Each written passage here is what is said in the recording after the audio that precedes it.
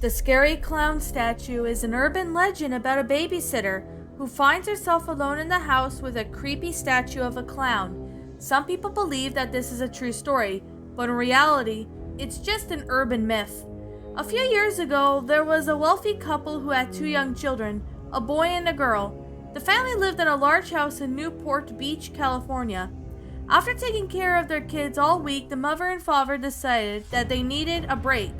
So they booked a table full for dinner at a nice restaurant. That evening, they called a teenage girl that they knew and arranged for her to come over and babysit their children while they were out. When the babysitter arrived, the parents told her to fix supper for the kids and put them to bed. After that, you can just watch TV and help yourself to anything in the fridge, said the father.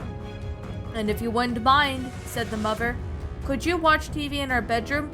The kids have been having nightmares recently, so if you hear them crying, you can just go in and calm them down. The babysitter happily agreed and the parents left for the table dinner night. The girl had given the children some milk and cookies and ushered them upstairs to bed. She started to read them a bedtime story, and before long, the little boy and girl were fast asleep. After tucking them in, she switched off the lights and went to watch TV. When the babysitter walked into the parents' bedroom and sat down, she noticed that there was a creepy-looking clown statue standing in the corner of the room. She tried to ignore it, but it looked so eerie and disturbing that it sent a chill down their spine. She felt, though, as that its eyes were staring straight at her while she watched TV. As time passed, the babysitter started to feel more and more uneasy about the clown statue. Whenever she glanced at it, she got an unsettling feeling that it moved ever so slightly. Finally, the clown statue began to freak her out so much that she couldn't handle it anymore. She decided to go downstairs and phone the parents. When she dialed the number they had left for her, the mother answered. "Hi, it's me," said the babysitter. "Everything's fine. The kids are fast asleep in bed, but I'm just wondering, would it be okay if I watch TV downstairs?" "Of course," replied the father, "but why?" "I know it sounds silly," laughed the girl, "but the clown statue is really creeping me out." "What clown statue?" asked the father. "Yeah, the clown statue in your bedroom," the girl replied. The phone was silent for a moment. "Let me listen very carefully," said the father. "Take the children and get out of the house. We will call the police. Go now." "What's wrong?" asked the girl. The father gulped. "And we don't have a clown statue." For a second, the babysitter just stood there stunned. Then she dropped the phone and raced upstairs, grabbed the children, carrying them under each arm. Then she raced downstairs and fled out onto the street.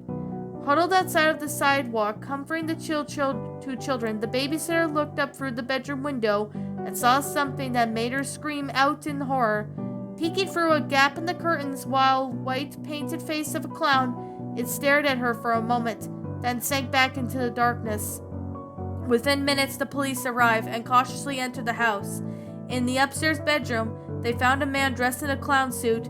When they arrested him, they found a knife concealed in his costume. The clown turned out to be a mentally disturbed midget who was a convicted murderer and cold-blooded killer.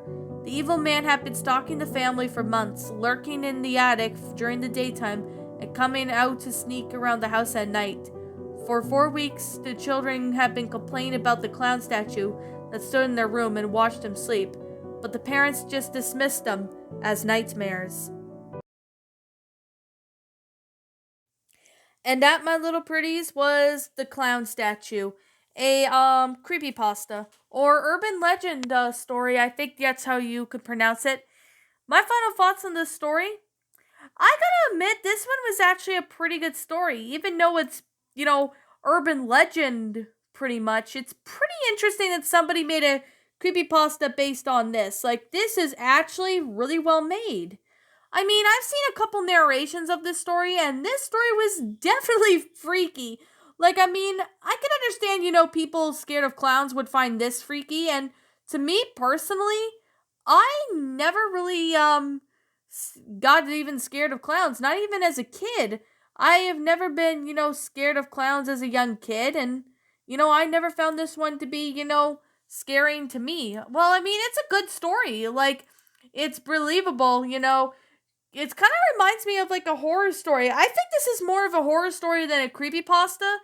But this one was made, in 2012, so this is like an older story. Like, I mean, really well made story. Like, to the author, I don't know who the author is of the story, so I'm just gonna title this as anonymous for now. If I ever find out who the original author of the story is, I'll be sure to give him or her proper credit on that story. But for now, I'm just gonna leave it as anonymous until I could find out who the original author of this story really is. But anyways, with that being said, pretty good story. I mean, it's a really well made creepypasta. It was really, or urban legend story, whatever you prefer to call it. It's definitely well made in detail. It's pretty good pasta, I'm not gonna lie, and I honestly found this one to be, quite amazing and enjoyable. Really do find this one to be, pretty interesting. Like, I mean, it's a really great concept for the story, so there's definitely that. I really do like this one. So, with that being the case, with that being said, yeah, the grammar of the story was really good, as well as the, sentence structuring the storyline. Although I did notice that there were a couple grammatical errors in the story, as well as a couple of punctuation errors. But other than that, the story was actually pretty good. I really do find this one to be believable. It's freaky. I honestly really found this one to be a very good, enjoyable story. I mean, like, I can understand, why people find clowns terrifying, and, this is no different. So there's definitely that. I mean, I really do like how, it's believable in a sense. But, having a clown statue, ended up having, just a real person that looked like a clown. I mean, it's kind of confusing. But I think that maybe it's somebody in the, well, it says it's somebody in the costume or something. I really don't know if it's paranormal or not, or whatever is going on with it. But I really have to say, it's still a pretty good story regardless. It's still a really good story. I really have to say, I did find this on a wiki, so, I mean, I've seen other people narrate the story, and they actually found this one to be enjoyable. So, yeah, pretty good. Like, I mean, it's a really good story. It's definitely well made. It's definitely, worth to check it out. Pretty good for what this one is. It's really amazing. Pretty well done. So, really do like how the story went out. I really like the concept of this. This one actually has a really good concept for how this story went out. So, yeah, I really have to say it's a pretty great story, really good, well made, and I honestly found this one to be, an enjoyable story. So, anyways, with that being the case, and with that being said, I'm gonna sit here and wrap up this review, as there's nothing really much that I can really say. So, yeah, I really say about the stuff that I did like. I can't seem to find anything that I didn't like about this story, but I really have to say it's a pretty good one.